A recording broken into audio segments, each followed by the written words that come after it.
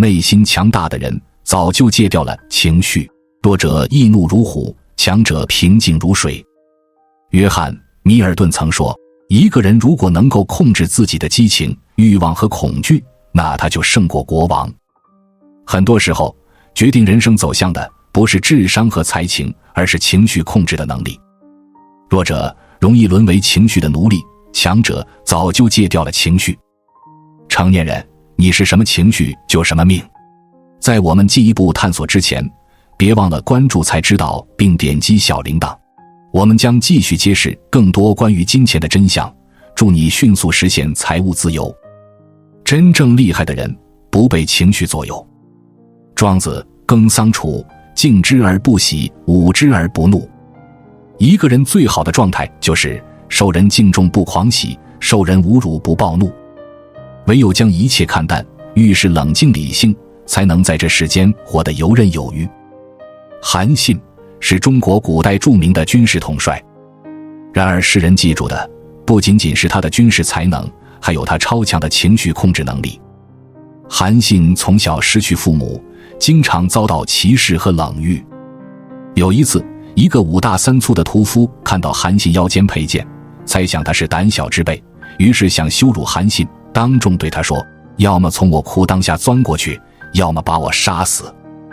韩信自知形单影只，没有胜算，毅然选择了前者，忍受着巨大的侮辱，从屠夫胯下钻过，然后在众人的嘲笑中从容而去。这就是历史上著名的韩信胯下之辱的故事。面对一群无赖的挑衅，韩信没有一怒之下拔刀相向，而是通过冷静的分析判断后，做出了对自己最有利的选择。虽受一时之辱，却化解了一场危机，也正是这一辱让他跨越阶层。短短几年后位极人臣，统领100万兵马，成为战无不胜的一代兵神。生活中很多人面对突如其来的困境，要么胆怯退缩，要么失控发火，最终问题没有解决，自己却落得一身伤。情绪是天下最大的魔鬼，人这一生一定要学会控制情绪。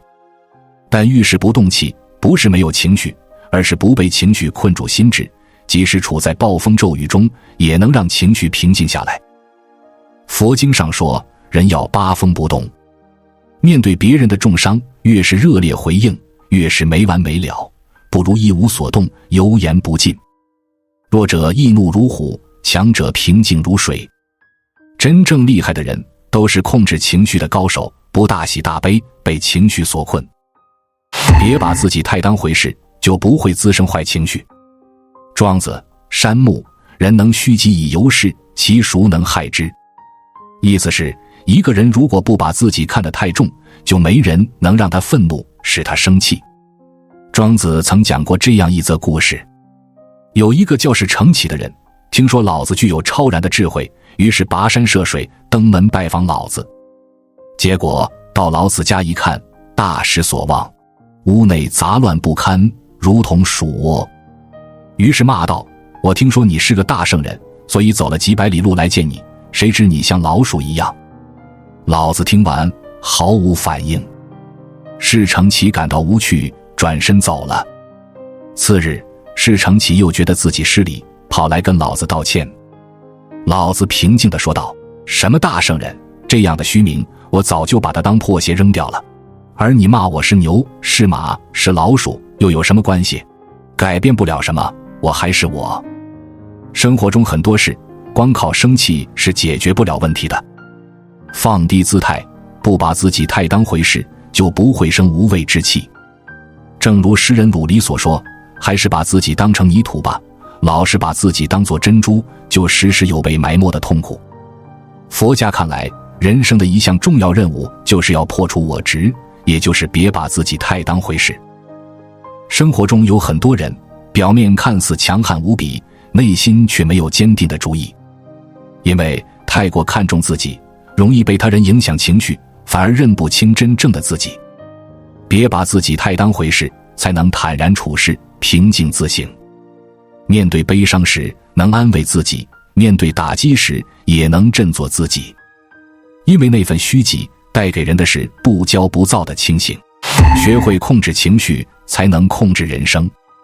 庄子：德充夫，人莫见于流水，而见于止水，为止能止众之。庄子告诉我们，一个能控制自己情绪的人，能止得住胡思乱想，止得住无谓的心神消耗，才可以静下心来，心无旁骛，专心致志地做事，料理好人生层出不穷的问题。然而，很多人面对生活的至暗时刻，却任由情绪暴走，直到被负面情绪吞噬。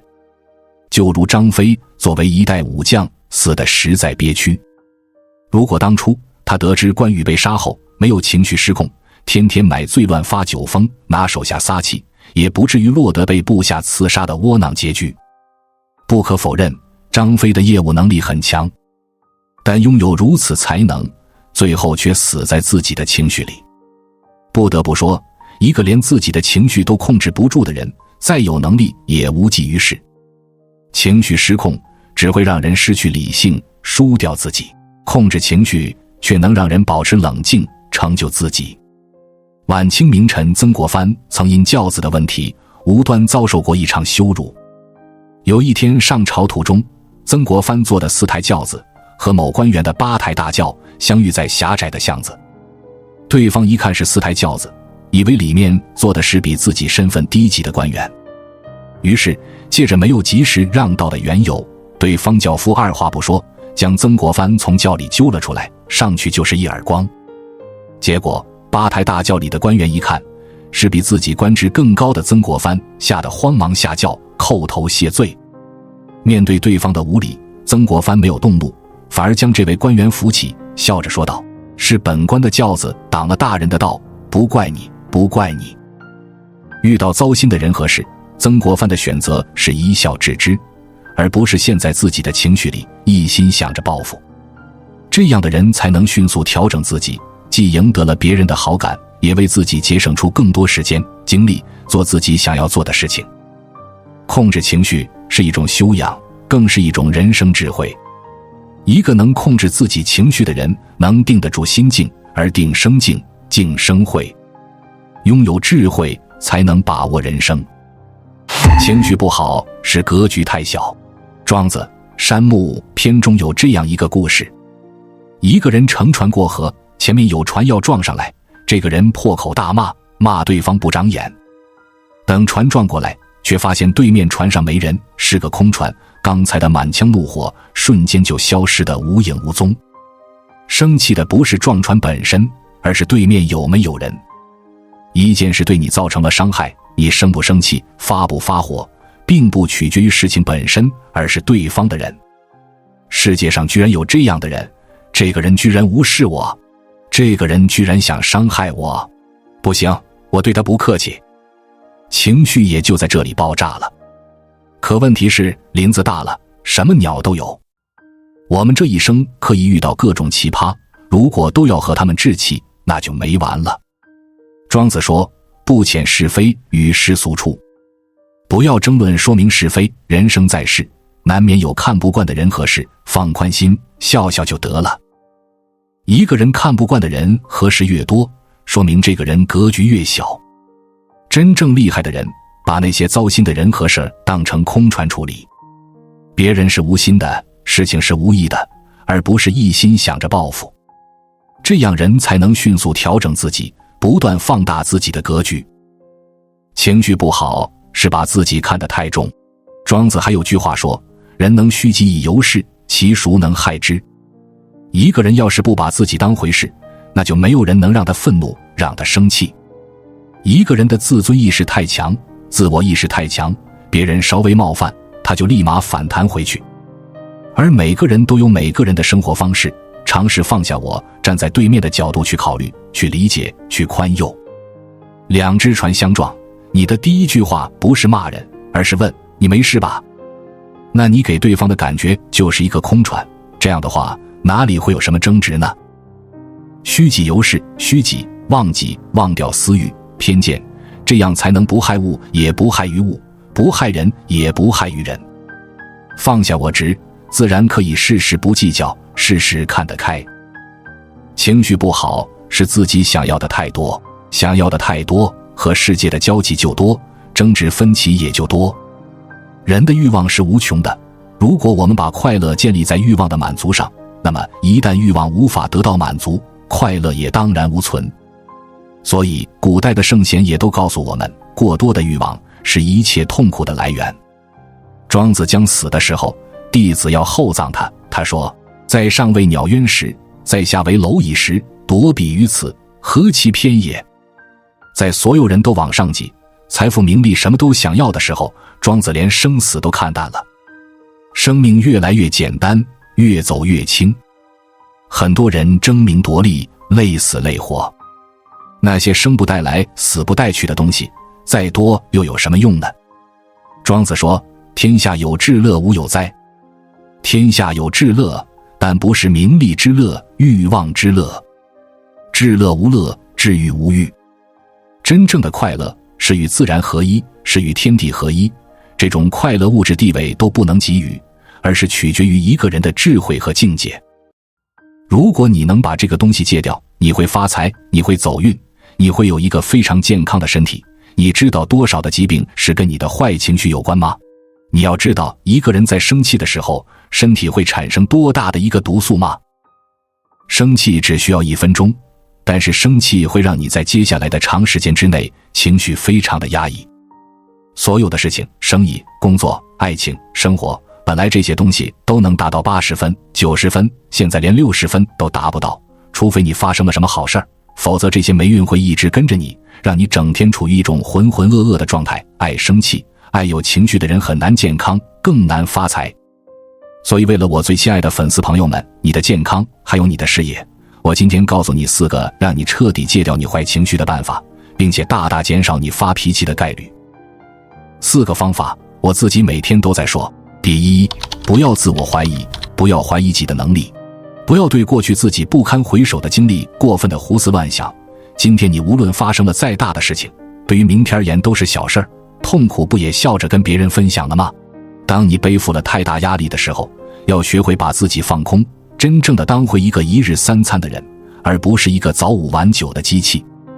当别人背后说你坏话，当别人背后说你不行的时候，你只需要做到我行我素，不与小人争对错。至于高手论长短，你活成什么样，跟他1毛钱关系都没有。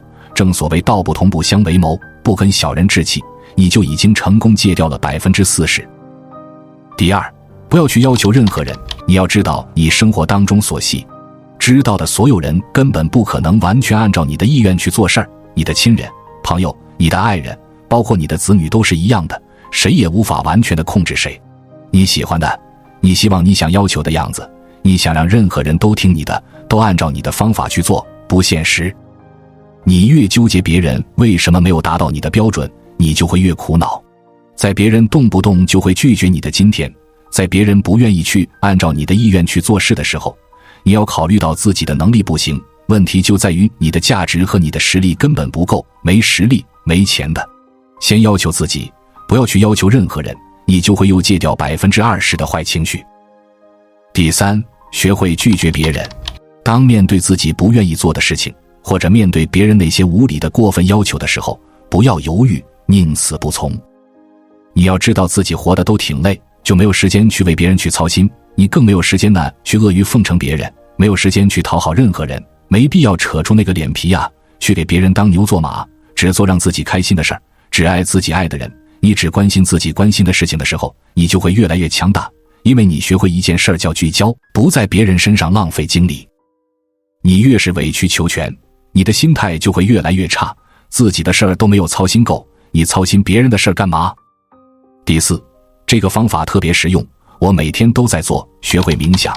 你只需要做到每天拿出来45分钟，找一个安静的地方，把双腿盘好，双手呢自然放在腿上，从头部开始放松，用意念去感觉，一直到脚下，这期间脑子里面什么都不要，尽量想象一片空白，任何的杂物和人物出现立刻删除掉。45分钟之后，你会发现你会特别的轻松，而且头脑特别的清醒。这个方法我每天都在做，已经坚持了10多年了。等我学会冥想之后，我会发现我生活当中所面对的所有事儿，我都能够从容不迫地去应对，让我拥有了一个思维逻辑非常强悍的大脑。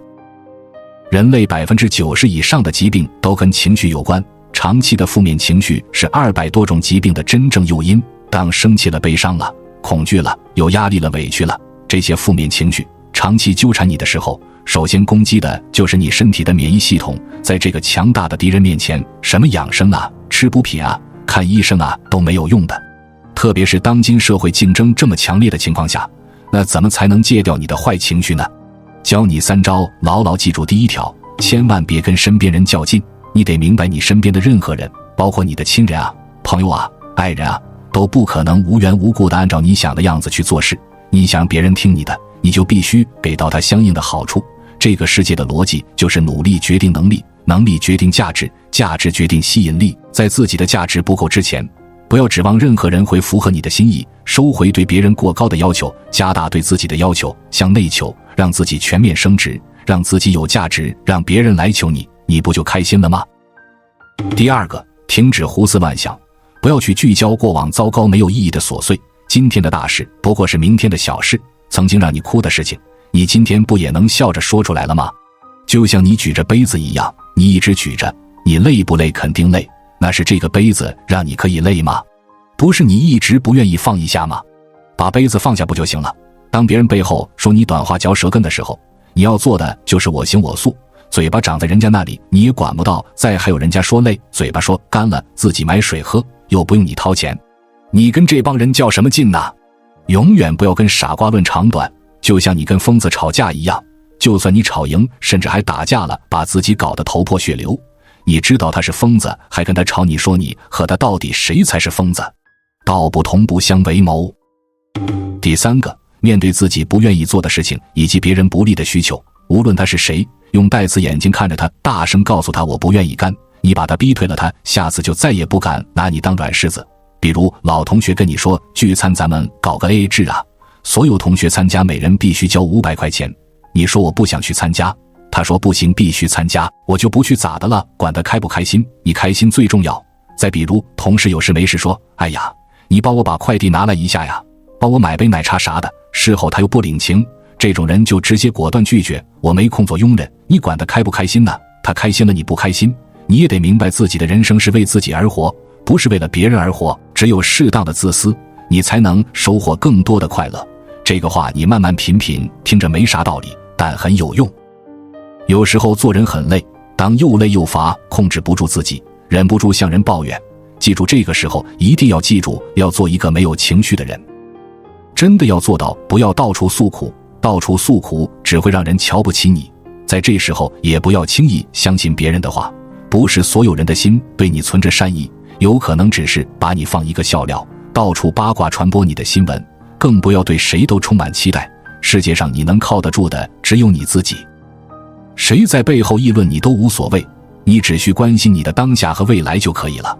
别让那些鸡毛蒜皮的事烦恼你，你不需要人人都喜欢你、了解你。当然，你也不要轻易给别人提意见，每个人都是环境的产物，道不同不相为谋。不要随便发脾气，不但不能解决问题，反而会伤了自己的身体。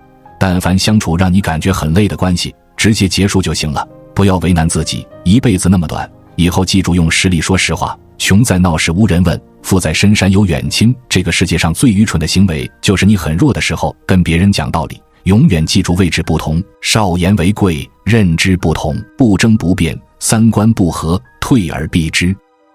人这一生，情绪决定心态，心态决定命运，命运决定生活。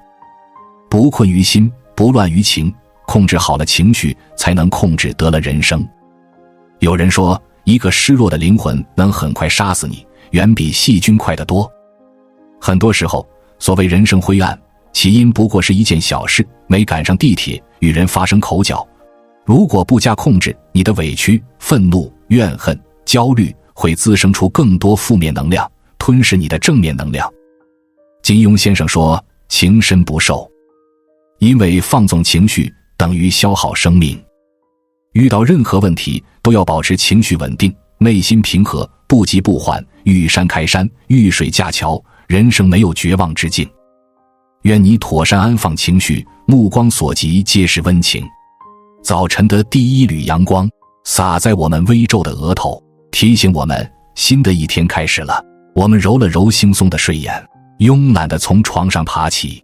突然，一种莫名的空虚袭来，一生只有一个，无法预知，无法重来，像一张没有回程的单程票。我们迈向生命的旅程，一路欣赏风景，再苦再累，也要好好过日子。人生如戏，舞台上我们是主角，演绎着悲欢离合、喜怒哀乐、酸甜苦辣，都是我们人生的调料。我们用心去品味，让每一个瞬间都变得精彩。生命中的每一天都是一份珍贵的礼物，我们要好好珍惜，不辜负这短暂的时光。